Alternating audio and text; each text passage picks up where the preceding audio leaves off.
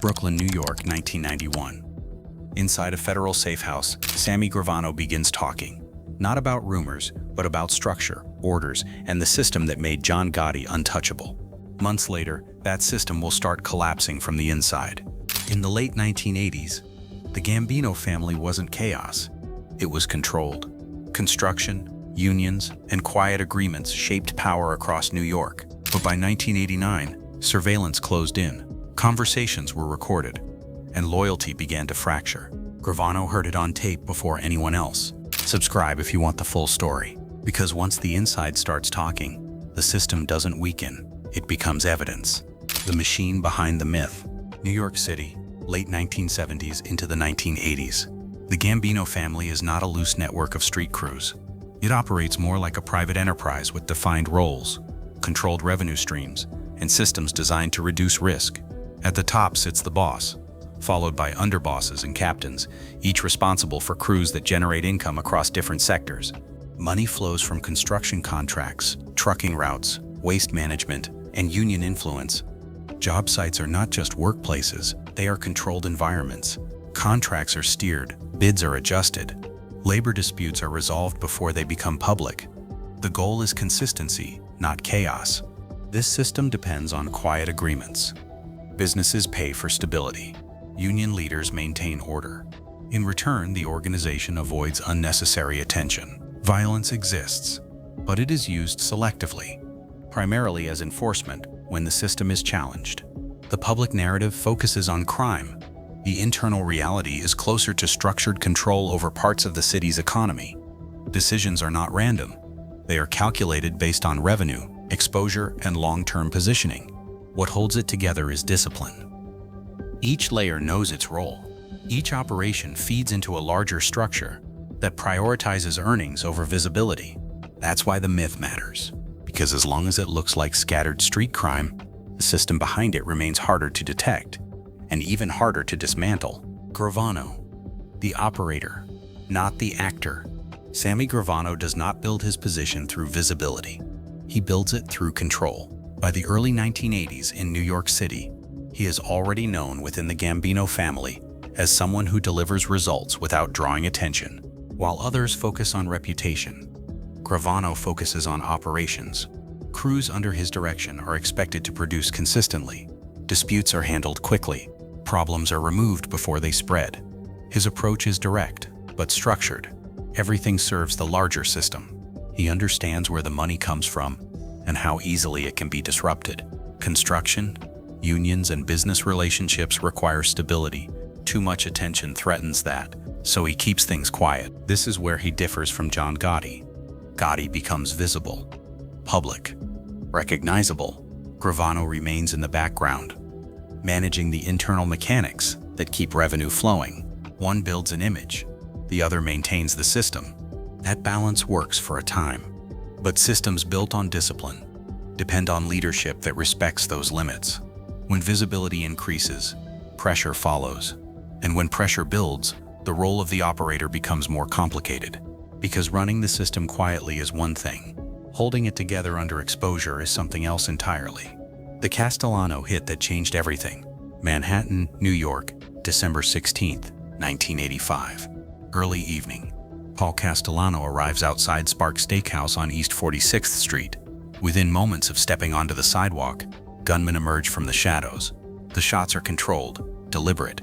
Castellano and his driver are killed in seconds, in full view of the street. This is not just an execution. It is a signal. The assassination breaks a fundamental rule of the Mafia structure. A boss is not removed without the approval of the commission. This one happens without it. That decision doesn't just eliminate Castellano. It alters the balance of power across the organization. John Gotti moves quickly to fill the vacuum. His rise is immediate, but it is not stable. Inside the Gambino family, the shift creates quiet divisions. Some align with the new leadership. Others question the method used to secure it. Sammy Gravano is part of the operation. For him, the move is not emotional. It is strategic. Castellano had become increasingly disconnected from the revenue streams and street-level control that sustained the family.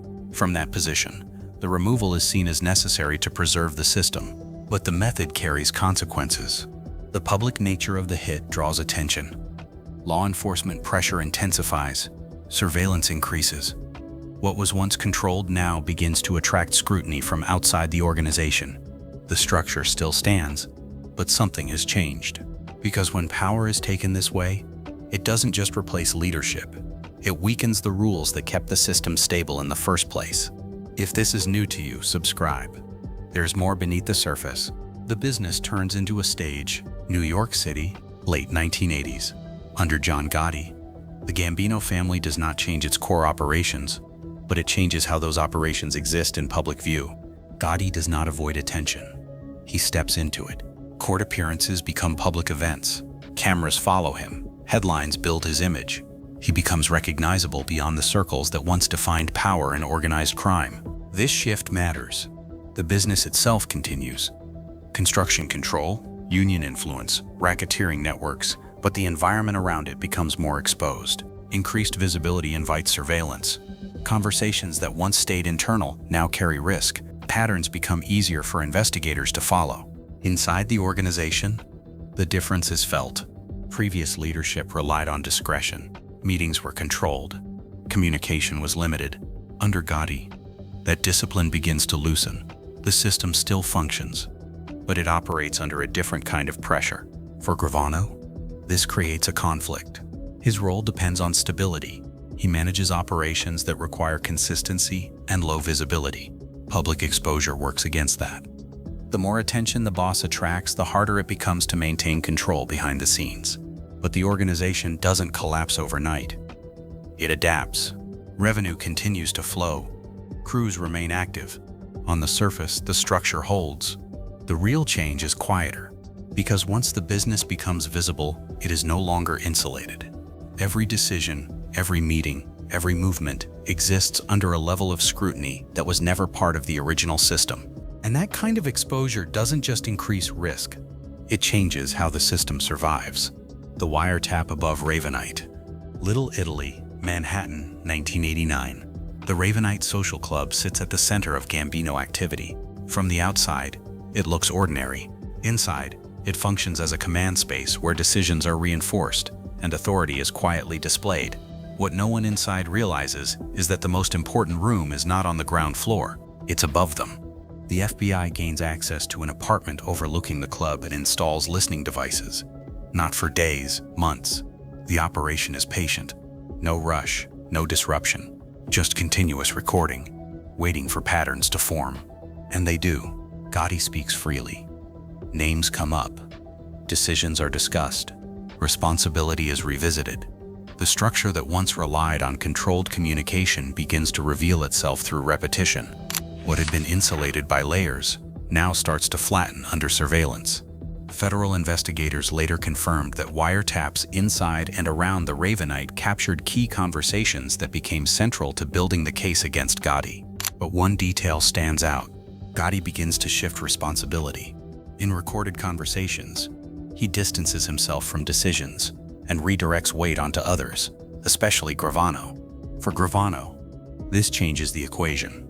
The system depends on loyalty, but also on protection from above. When that protection becomes uncertain, the structure underneath begins to weaken. The wiretap doesn't just capture voices. It exposes hierarchy under pressure. Who speaks, who deflects, and who is left exposed. And once that pattern becomes clear, the system no longer protects everyone equally. The decision to betray New York, 1991. The case is no longer forming. It is closing in. Months of recordings have turned suspicion into something far more difficult to challenge. The structure that once protected the Gambino family is now being used to expose it. For Sammy Gravano, the position becomes unavoidable. He is no longer operating within the system. He is being processed by it. The expectation is silence. Loyalty has always meant endurance, absorbing pressure without breaking. But the recordings introduce a different reality. Inside those conversations, responsibility begins to shift, not outward, but downward. Gotti is redirecting blame, not in public statements, but in controlled conversations. Decisions are reframed. Accountability is moved. And for Gravano, that detail carries weight. If the case holds, he carries the consequence. If it breaks, He carries it alone. This is where the decision takes shape. It is not sudden. It is calculated based on risk, evidence, and the realization that the protection he operated under is no longer stable. Gravano agrees to cooperate with federal authorities. The shift is immediate. From underboss to witness, he becomes the first high-ranking figure to explain the Gambino family from the inside. Historical records confirm that Gravano's cooperation and testimony played a central role in building the case against John Gotti. This is not just a personal break. It is structural. Because once someone at that level begins to explain how the system actually works, the system itself begins to change. And once that change begins, it cannot be reversed. The trial that reversed the power, New York City, 1992. Federal District Court. The room is controlled, almost quiet, but the pressure inside it is unlike anything the Gambino family has faced before. For years, cases against John Gotti relied on surveillance, informants with limited access, or fragmented evidence. This time is different. This time, the system is being explained from the inside. Sammy Gravano takes the stand as a cooperating witness. His presence alone changes the structure of the trial. He is not an outsider describing what he saw. He is a former underboss describing how decisions were made, how orders moved, and how responsibility was distributed. For decades, the organization relied on insulation, layers between leadership and execution. A boss did not give direct orders in a way that could be easily traced. Captains relayed instructions. Crews carried them out. The structure was designed to absorb legal pressure. That design begins to fail under detailed testimony. Gravano describes meetings, confirms roles, and explains how revenue flows through construction projects, union influence, and business arrangements across New York City. He outlines how disputes are resolved, how discipline is enforced, and how authority is maintained. More importantly, he connects leadership to outcomes. The effect builds over time. Each day in court adds clarity. Each answer removes distance. The defense cannot rely on ambiguity the way it had in previous trials. The separation between Gotti and the actions of the organization becomes harder to maintain. Gotti remains composed throughout the proceedings. The image he cultivated, controlled, confident, does not shift. But inside the courtroom, the balance has already changed. Because this is no longer a case about isolated incidents. It is a case about structure. On April 20, 1992, the jury delivers its verdict. Guilty on all major counts. The sentence follows. Life imprisonment without the possibility of parole. The outcome is not just the removal of a leader. It is the exposure of a system that had relied on remaining partially unseen. For the first time, the internal mechanics of the Gambino family are laid out in a public record, step by step.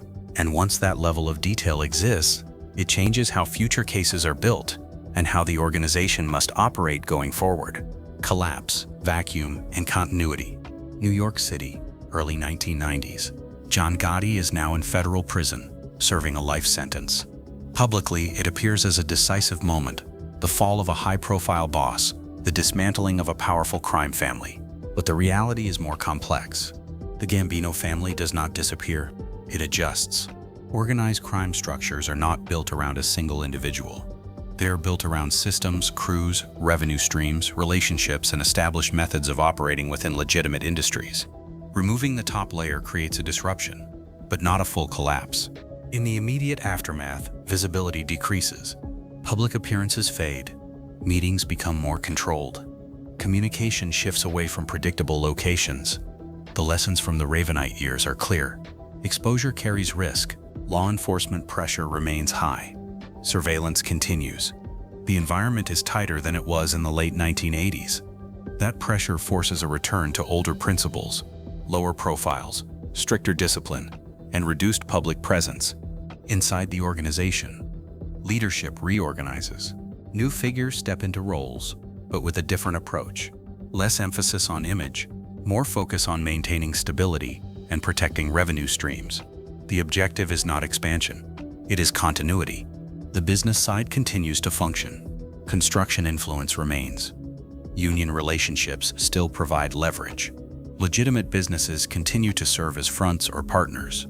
These operations are not easily dismantled because they are tied into broader economic systems. What changes is how openly they are managed.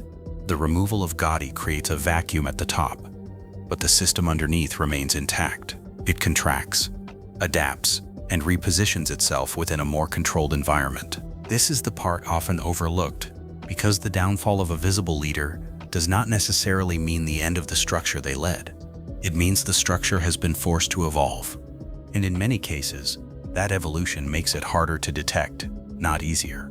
The bottom line, what Goodfellas never showed, what Goodfellas never captured, is this. The collapse didn't come from emotion, it came from structure.